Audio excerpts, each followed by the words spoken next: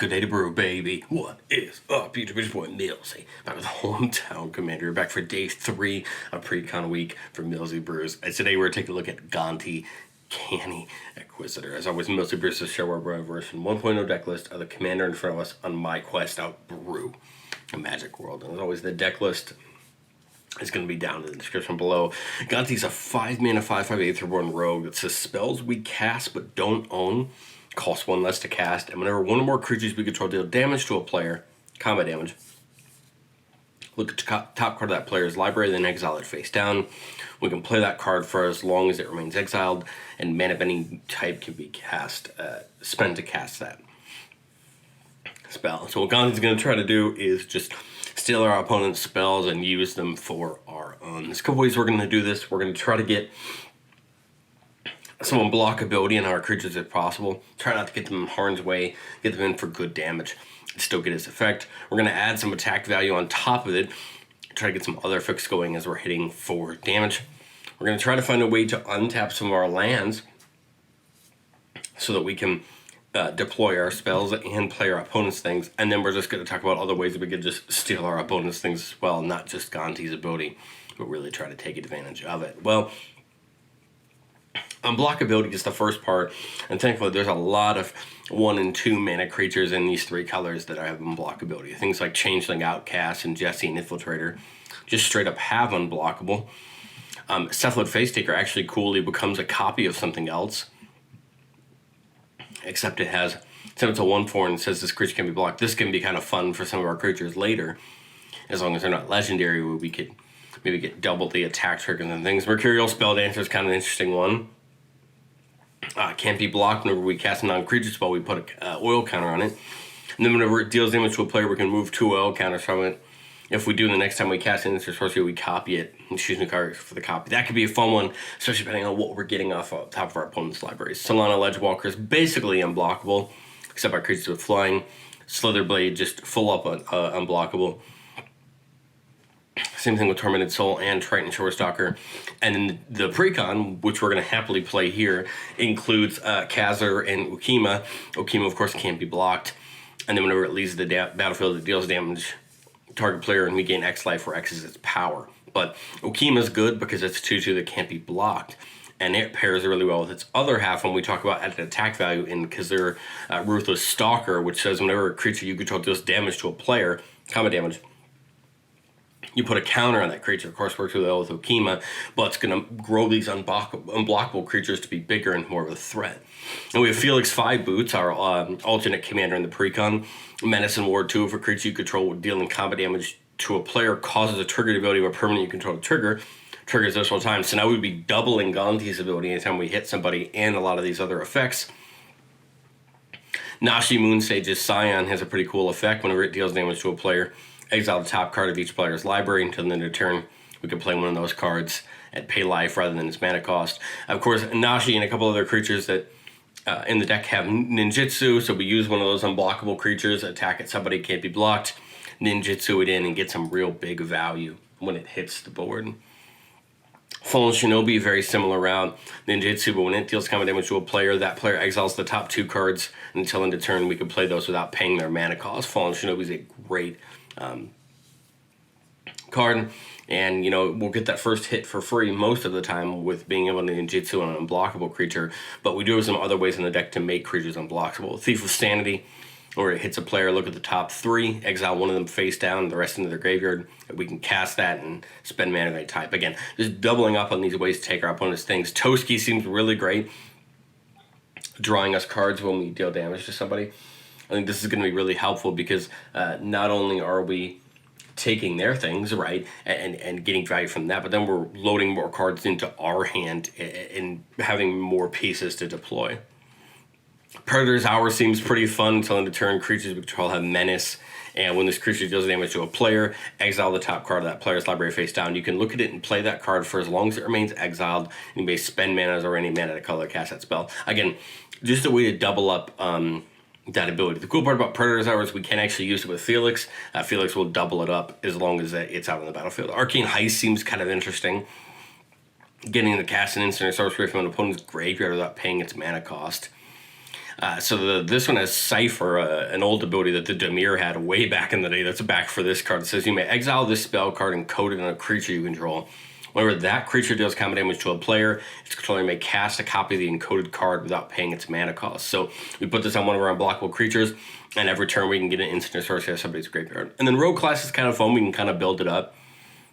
On the first stage, whenever a creature deals combat damage to a player, we control deals damage to another player, exile the top card of that player's library face down, we can look at it. Level 2 gets a menace, and level 3 lets us play those, spending our mana, though mana of any color. There's another way to kind of stack up this Gonti type ability and really get value from our opponents as we're attacking them. But I think we want a way or two to untap our lands, and these are just 3 of the many ways you could do that. I'm not playing the Sword and Feast and Famine, which you could definitely play. And we're trying Bear Umbra, effectively the same type of effect. Whenever this creature attacks, untap all lands you control. Of course, we can put it on something unblockable or just put it on a big threat, and then whatever we get off the top, we can play. Druid's Repository says whenever a creature we control attacks, you put a counter on it. We can remove a counter from it to add a mana. This is just great because we can store that up over multiple turns.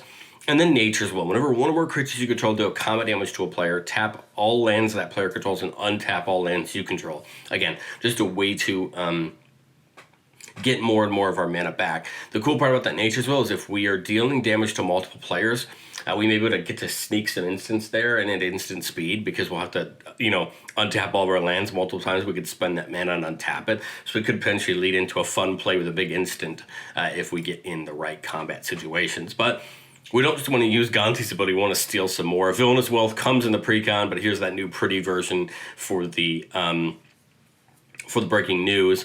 Target opponent exiles the top X cards of their library. You can cast any number of spells from them with mana value X or less without paying their mana cost.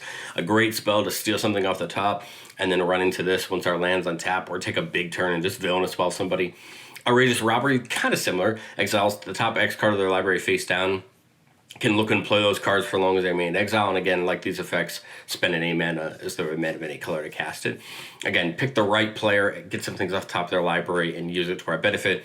And then the Lantern of Insight is going to show everybody what the top card of the libraries are, and this is going to be really helpful because then we can kind of know what we're going to be hitting into with Gonti as we attack our opponents.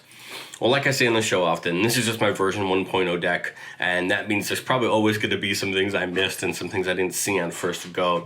But there are a couple cards that almost made it that I had to cut to get down to 100 that I really liked, and these are the 3.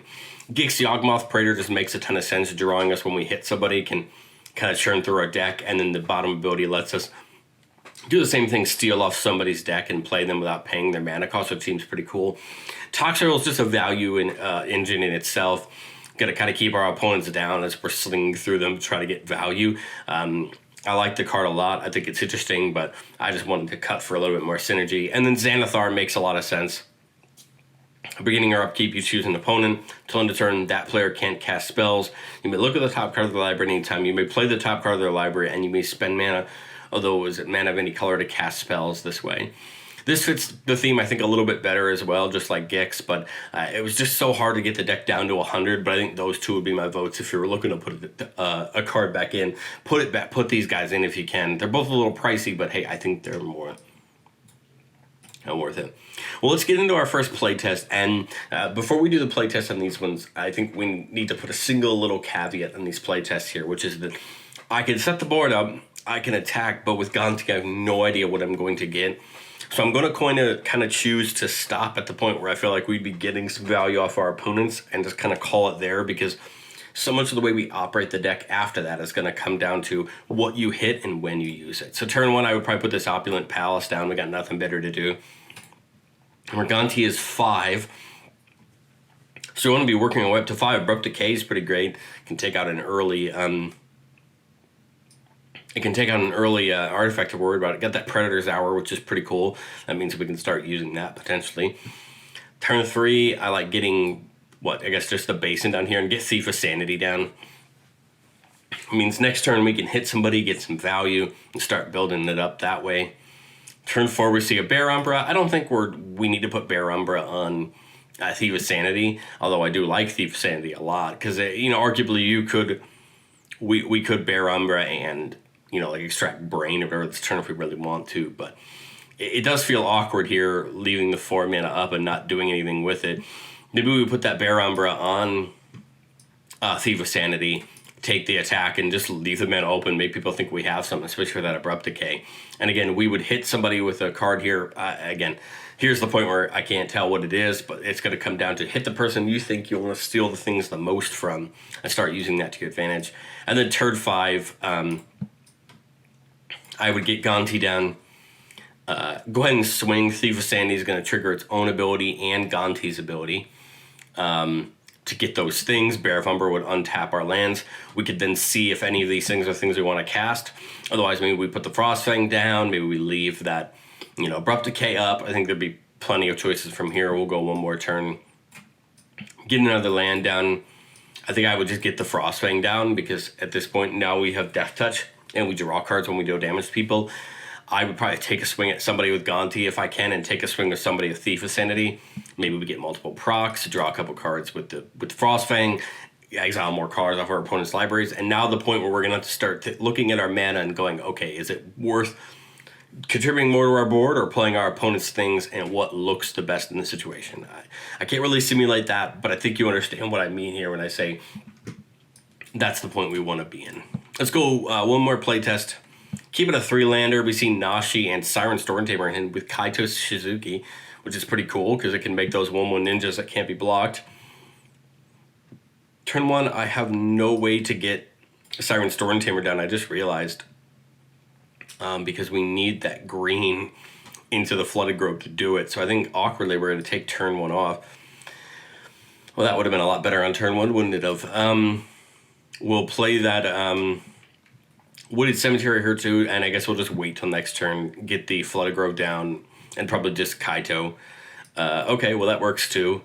Do that, get the Kaito down, and we would go ahead and probably just -2 Kaito to make that ninja. So that way next turn, that ninja can get in, and then Kaito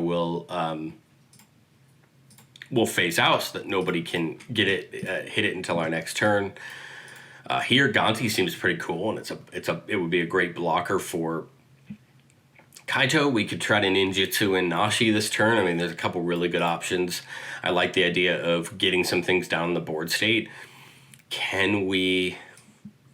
Yeah, we probably should have played that Hedge Maze before now, because now we're in that awkward position where I can't Druid's Repository and...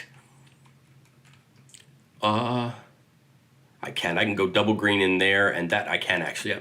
I can go double green through the Flooded Grove and then the black, and then use the command tower for the blue for Siren Stormtamer, swing into somebody with the ninja, and now on turn 5, we would have the mana here. We could get Gonti down, get that Hedge Maze in tapped, Surveil 1, we'll put that Bear Umber back on top, go swinging. Hopefully, last turn we probably would have just drawn off of Kaito. I realize I missed that. But again, now this turn I would swing with both. Plus draw there, get some things off of our opponent's decks, and then we'll go one more turn and we catch a Farseek. Okay, I would probably ninjutsu Nashi in on this token, and again get more value with Gonti. I guess there's an argument there. We could Bear Umbra the. One of them is maybe like Siren Stormtamer as well.